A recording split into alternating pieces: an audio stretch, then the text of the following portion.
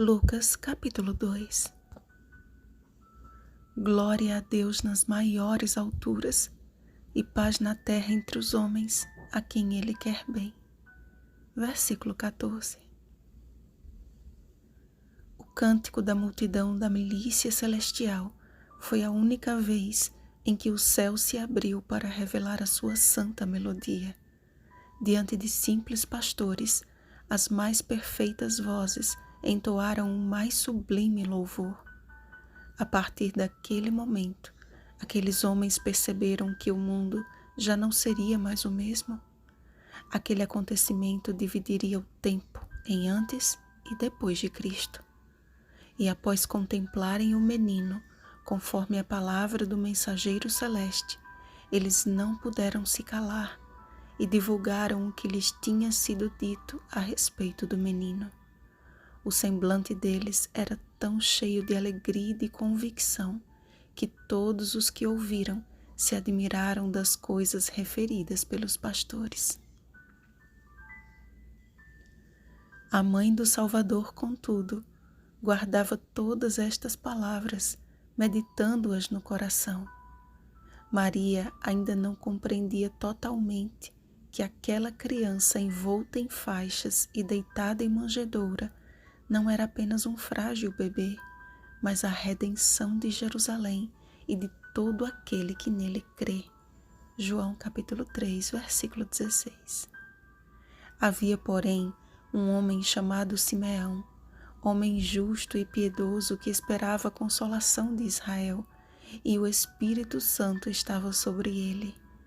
Foi-lhe revelado pelo Espírito que ele não morreria antes de contemplar o Messias prometido. Por longos anos, Simeão aguardou a preciosa promessa, mas enfim chegara o grande dia. As suas idas ao templo sempre eram cheias de expectativa, mas aquele dia foi diferente. Imagino a alegria indescritível que movia seus apressados passos em direção ao lugar onde tomaria nos braços o Senhor da glória.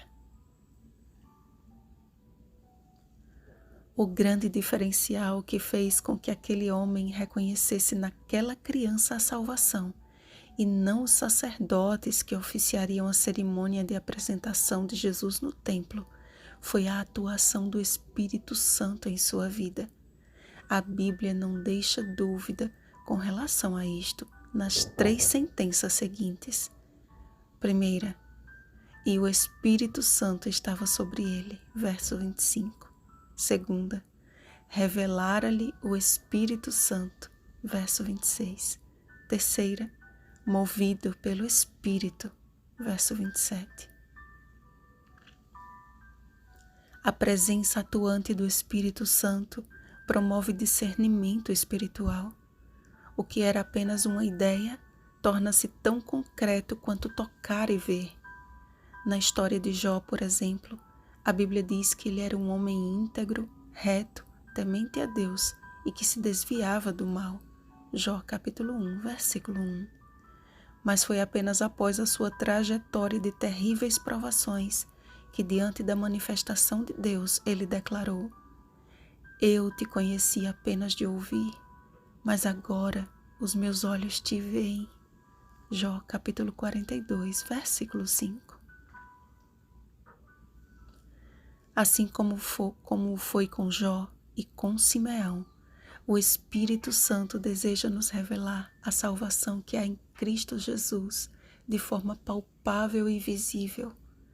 Vivendo nos últimos dias deste mundo de pecado, há a possibilidade de muitos de nós não passarmos pela morte antes de ver o Cristo do Senhor.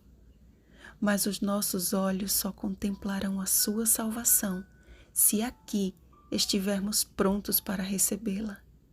Porque assim como profetizou Simeão a respeito da primeira vinda de Jesus, de que estaria destinado tanto para a ruína como para levantamento de muitos, assim o será também em sua segunda vinda.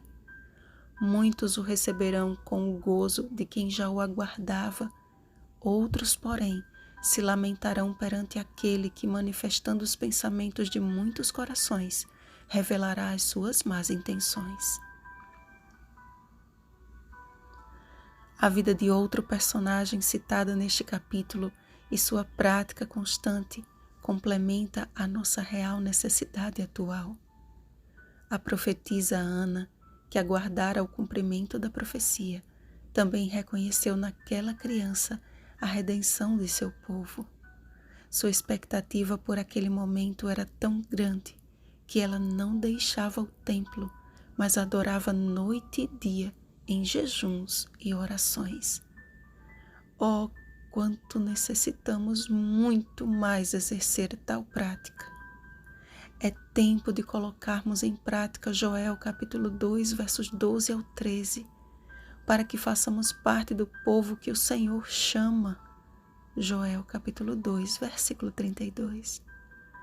Precisamos experimentar dia e noite a intimidade com Deus através da comunhão diária.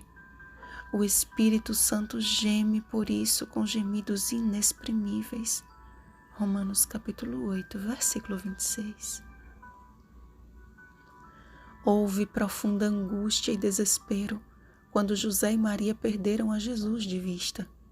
Mas quando o acharam no templo, que tamanho alívio lhe sobreveio imediatamente. Que não percamos o nosso Salvador de vista sequer um instante, e muito em breve o veremos face a face. Vigiemos e oremos. Uma feliz semana, movidos pelo Espírito Santo. Rosana Garcia Barros.